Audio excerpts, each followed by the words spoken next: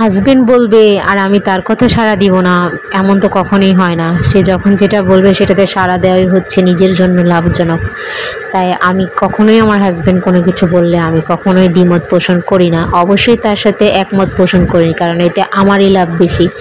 যখন আমার বাড়ি যেতে মনে চায় তখন আমি হুট করেই রাজি হয়ে যাই যখন আমার হাজবেন্ড আমাকে ডাকবে। ঠিক তেমনি আজকে আমি তার কথা সাড়া দিয়ে চলে গেলাম কোথায় সেটাই আপনাদেরকে দেখাচ্ছি। তো আসসালামু আলাইকুম এভরিওয়ান, সবাই কেমন আছেন?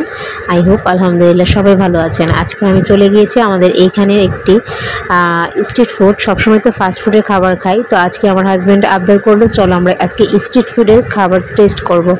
তো যেই কথা সেই কাজ, তো আমরা চলে গেলাম স্ট্রিট ফুডের খাবার খেতে।